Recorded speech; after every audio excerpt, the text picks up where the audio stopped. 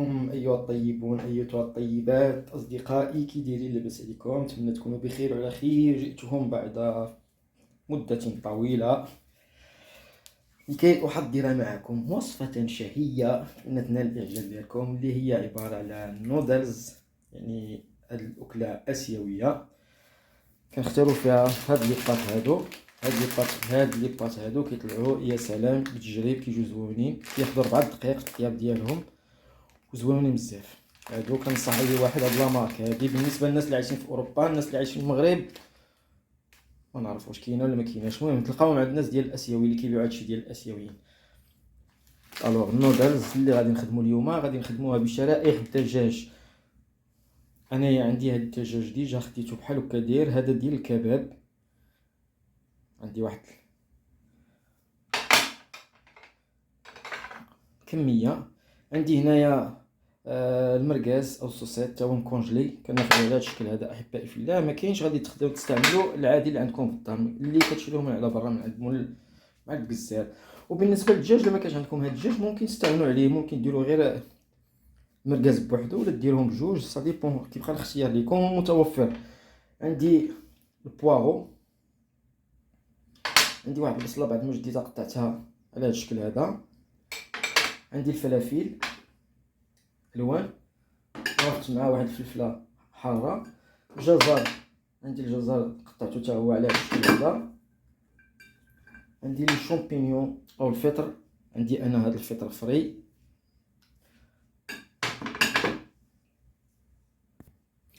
عندي لي شو احبائي في الله، بعد ما جديتو غسلتو قطعته لهذا الشكل هذا حتى هو، او ما يسمى بالمكور.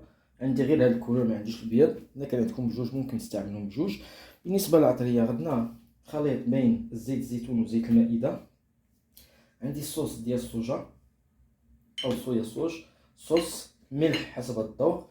عندي بازيليك او ما يسمى بالحبق، الا كاين الفري يجيكم يا سلام، غنستعملوا غير القليل منه. والابزار. هادو هما العطريه اللي غادي نحتاجو احبائي في الله في هذه الوصفه الجميله البنينه. نمشيو معكم ديريكتومون طريقه التحضير احبائي في الله. وكنحتاجو لهاد عندي انا هذه ديال كي كطيب واعر وكتجي يا سلام. يلا بلا ما نطول عليكم، ندخل نخرج في الهضره، غنمشيو ديريكتومون احبائي في الله باش ما يكونش الفيديو طويل ويكون ممل. خوان بعد ما سخنات لنا القيله ديالنا، غادي نضيف فيها القليل من الزيت، زيت الزيتون وزيت المائده.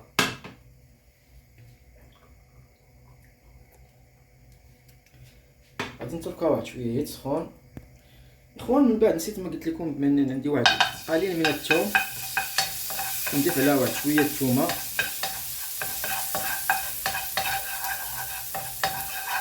نحمروها، ونضيفوا عليها البصل ديالنا احبائي في الله.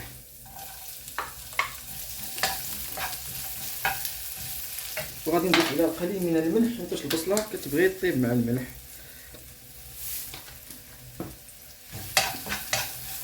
غنتركها واحد شويه غير تبدا تحمر لينا، تدبل لينا واحد شويه باش نضيف عليها المكونات الاخرين. اخوان من بعد ما دبلت لنا البصله ديالنا واحد شويه، غنضيفوا عليها لي شو، حيتاش كياخذ الوقت في الطياب ديالو. هاد لي شو غادي نسبقوه هو الاول.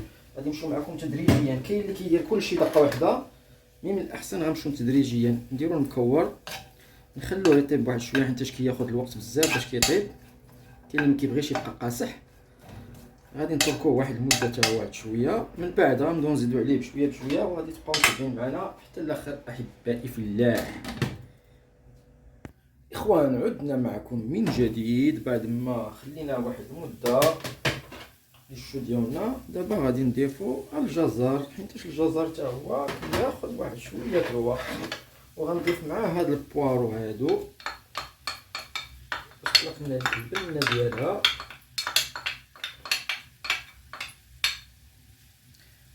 ندير بركه من الضجيج. هو غادي بحال نحطو المكونات مع بعضياتهم على هاد الشكل هذا كما كتلاحظوا معايا. غير هو ما نحاولوا ما نطيبوهمش تاني بزاف، لا طيبناهم بزاف ما غيعطيناش هاد لاشام ديالو، يعني هو داك الكروكون ديالو غادي يجي تيطيب بزاف، ما كيبقاش يجي هذاك زوين بنين. دابا غادي نعاودو نتركوه وغادي نخلوه تاني واحد المده ونعاودو نرجعو معكم احبائي في الله. اخوان كما كتلاحظوا معنا بعد ما الخيزو ديالنا هذيك الحاره هي راه قطعتها على هذا الشكل هذا احبائي في الله. دابا غنديروا الفلافل، حيت الفلافل اصلا ديجا عندي مكونجليه ودغيا كطيب، ما تاخذش الوقت بزاف. وغادي نلوح مع الشامبينيون حتى حتى هو كيطيب. بالنسبه لي انا راه زدت هاد الحاره هادي، هاد الحاره هادي راه ما كتخطى حتى شي بيت في المغرب، هيا قطعتها وغادي نضيف عليهم حيت هاد الاكله هادي كتبغي تكون حاره.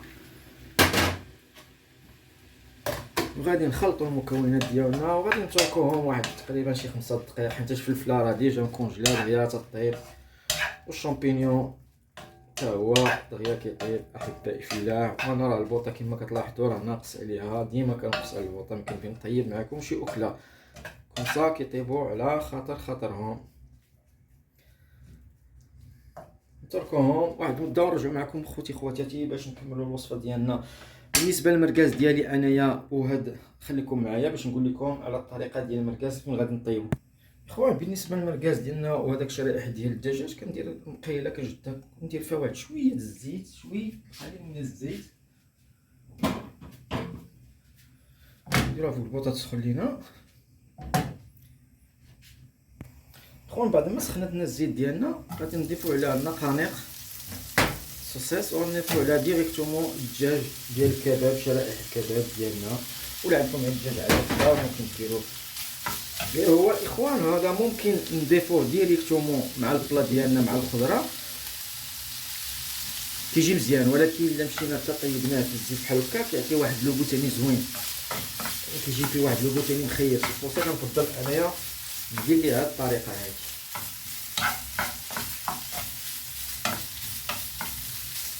من احسن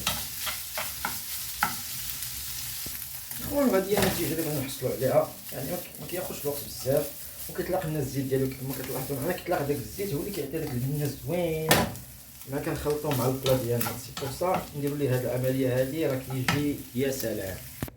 اخوان دابا وصلنا معكم باش نديروا العطريه.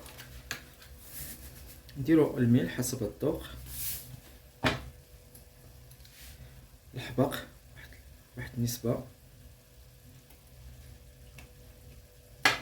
ابزار قليل. انا كنبغي هذه اصلا كنبغيها تكون حاره، هذا البلا هذا كيجي حار يا سلام، ولكن ما تحاولوش تكتروا بزاف، صا ديبون كل واحد كيبغي. والصوص صويا صوص، حيت هذه عندي جاريه ماشي بحال الاخرى اللي كتكون ثقيله، كتكون شويه مجهده، هذه خفيفه بزاف. غادي نحاولوا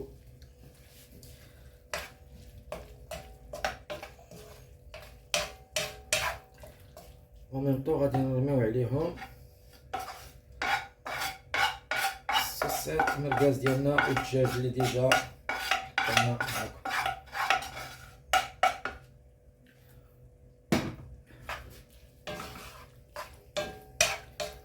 وغادي نتركوهم واحد 5 دقائق تقريبا هي تشرب فيهم هذيك لي زيبيس ونرجع معكم.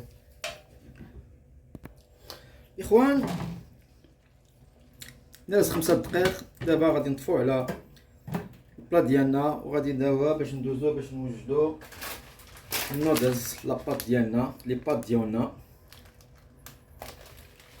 الطريقه ديالهم راه معروفه وباينه.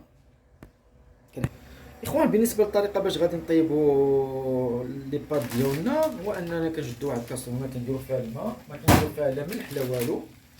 ابخي ملي كيفيض الماء مزيان كنطفيو عليه كما كتلاحظوا هنايا 4 دقائق. غادي نحاولوا نديرو لاباط ديالنا لي بات ديالنا الشعريه ديالنا على هذا الشكل هذا.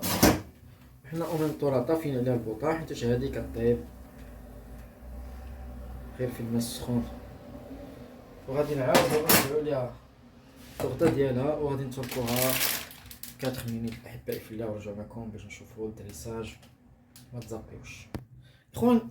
قبل بعدا بنشارك معكم واحد الطريقه كيديروها في المطاعم باش كتشد الجاسيد ديالو كيكون على هذا الشكل. هادو الطباس اللي كدريسي فيهم كنديرو فيهم الخل، القليل من الخل على هذا الشكل هذا احبائي في الله. باش كيعطيونا واحد البريون كيجيو كيتنظفوا مزيان، و ان ميم طون ما تيتبقاش فيهم الريحه تماما ديال الخل. الخل واحد الماده اللي هي افيكاس، يعني كتخلي الطباسيل يتنقاو مزيان، و ميم طون كتعطي واحد البريون كما كتلاحظوا معايا الفرق بين هاد الطبسيل وهاد الطبسيل. هذه هي الطريقه اللي كندير انا، وهذه كيستعملوها في الاوتيلات احبائي في الله، ونتمنى تفيدكم. اخوان من بعد نعم سيدي نعم لا، بعد ما جدينا وصفيناها غادي نضيفوها ديريكتومون على الخضره ديالنا، وغادي نحاولوا نميلونجيو.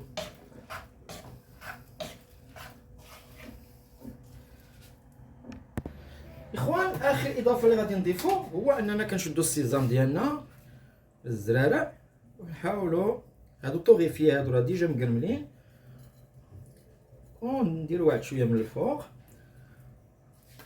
اوبس الاخوان، وهذا هو الشكل النهائي ديال البلا ديال اليوم ديالنا. كما كتلاحظوا معايا كيجي على هذا الشكل هذا،